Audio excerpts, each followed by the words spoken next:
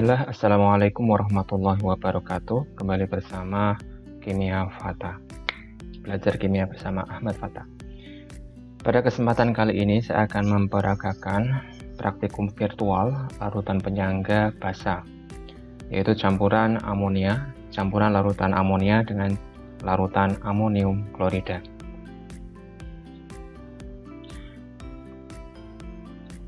Tujuan praktikum adalah untuk mengenal apa itu larutan penyangga atau yang disebut juga sebagai larutan buffer basa. Kemudian mengidentifikasi kemampuan larutan penyangga untuk mempertahankan pH larutan pada penambahan sedikit larutan asam atau larutan basa. Konsep dasar. Larutan penyangga adalah larutan yang mampu mempertahankan pH pada saat penambahan sedikit larutan asam atau larutan basa. Komponen larutan penyangga adalah senyawa asam atau basa lemah dengan ion konjugatnya. Macam larutan penyangga ada dua. Yang pertama adalah larutan penyangga asam, komponennya adalah asam lemah dengan basa konjugatnya. Kemudian yang kedua adalah larutan penyangga basa yang komponennya adalah campuran basa lemah dengan asam konjugatnya. Biasanya, ion konjugat ada dalam bentuk garam. Alat dan bahan virtual yang digunakan. Praktikum ini menggunakan software Virtual Chemistry Lab versi 2.0. Alat yang digunakan adalah Labu Erlenmeyer, kemudian gelas kimia atau beker glass atau bebas. Bahan yang digunakan yang pertama adalah larutan amonia 1 molar, kemudian larutan amonium klorida 1 molar, larutan asam cuka atau asam asetat 1 molar, larutan natrium hidroksida 1 molar, kemudian air suling atau aqueous. Prosedur kerja. Yang pertama menyiapkan 10 ml larutan NH3 1 molar. Ini sebagai bahan A. Kita siapkan NH3 weak basis atau basa lemah, NH3 1 molar. Double klik. Oke. Saya sudah menyiapkan larutan NH3 1 molar. Pada sidebar sebelah kanan di sini kita bisa lihat pH-nya itu adalah 11,62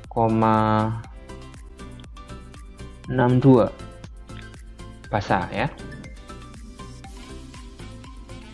Yang berikutnya adalah menyiapkan 10 ml larutan amonium klorida 1 molar sebagai bahan B. Amonium klorida berarti pada conjugate acid atau ion asam konjugat. Amonium klorida 1 molar. Kita double klik aja. Ini bahan yang kedua sudah disiapkan. Bahan yang berikutnya adalah menyiapkan 20 ml aqueous atau air murni sebagai bahan C. Tujuannya nanti adalah untuk pembanding.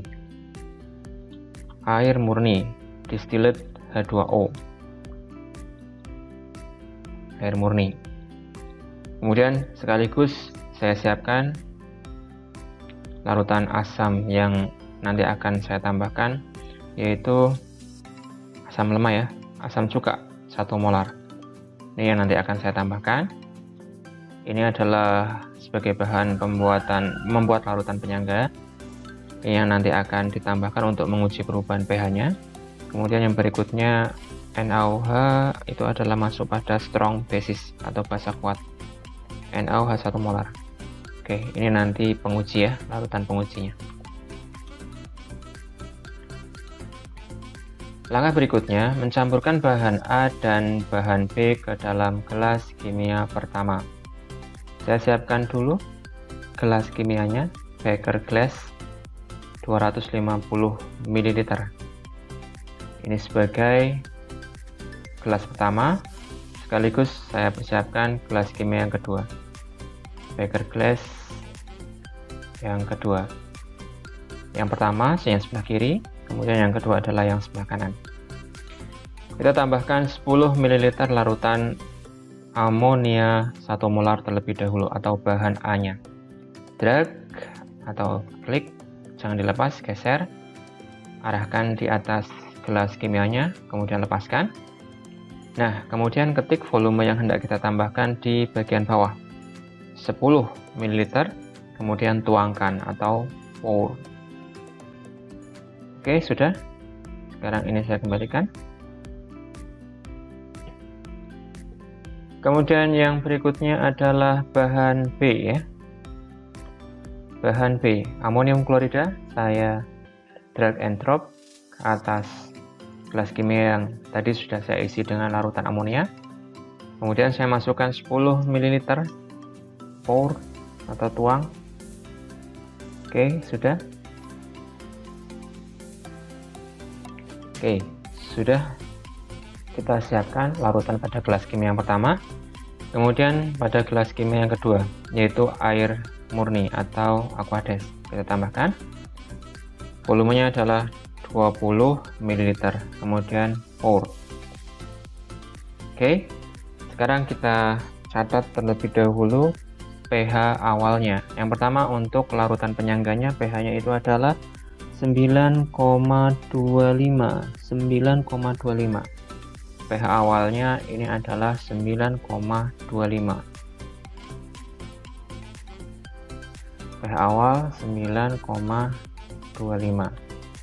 Oh maaf, ini kelas 1 ya. 9,25. Kelas 1-nya iya benar. Betul. Kemudian untuk gelas kedua yang berisi Aquades sebagai pembanding, pH-nya adalah 7,00. 7,00. Oke. Langkah yang berikutnya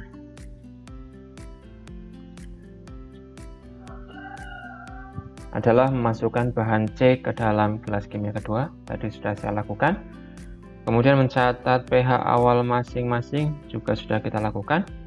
Kemudian berikutnya adalah kita mulai melakukan pengujian, menambahkan ke dalam kedua larutan tersebut secara bergantian masing-masing sedikit saja, yaitu sekitar 1 ml saja, larutan asam cuka. Kemudian dicatat dulu pH-nya, kemudian berikutnya disusul dengan melakukan pengujian dengan penambahan larutan basa kuat yaitu NaOH dan seterusnya. Sekarang asam cuka, tadi sudah saya siapkan asam cuka ya. Saya tambahkan dulu ke gelas kimia yang pertama yang berisi larutan penyangga.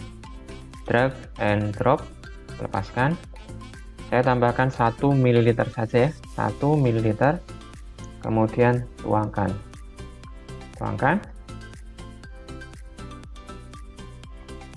Sekalian atau sekaligus kita catat perubahan pH-nya ya. Kita klik dulu gelas kimia yang berisi larutan yang tadi sudah kita tambahkan asam cuka. pH-nya adalah 9,16. pH-nya itu adalah penambahan sedikit asam. pH larutan pada gelas 1 berubah menjadi 9,16. Sekarang untuk larutan atau air yang ada di gelas kimia kedua, kita tambahkan sedikit asam cuka, 1 ml, pour. Sekarang kita lihat pH-nya, kita catat pH-nya. pH-nya adalah 3,04. pH-nya adalah 3,04. Oke, kita sudah melakukan pengujian dengan menambahkan sedikit larutan asam, yaitu asam lemah, asam asetat dengan konsentrasi 1 molar. Yang berikutnya adalah kita melakukan pengujian dengan menambahkan sedikit larutan basa. Larutan basa yang kita gunakan adalah basa kuat, yaitu NaOH dengan konsentrasi 1 molar. Saya tambahkan terlebih dahulu ke larutan penyangga pada gelas kimia pertama. 1 ml saja, tuangkan. Sekarang kita lihat perubahan pH-nya. pH-nya adalah 9,25. Ya, pH-nya adalah 9,25. 9,25 setelah ditambah sedikit basa. Sekarang untuk gelas kimia yang kedua yang berisi air murni.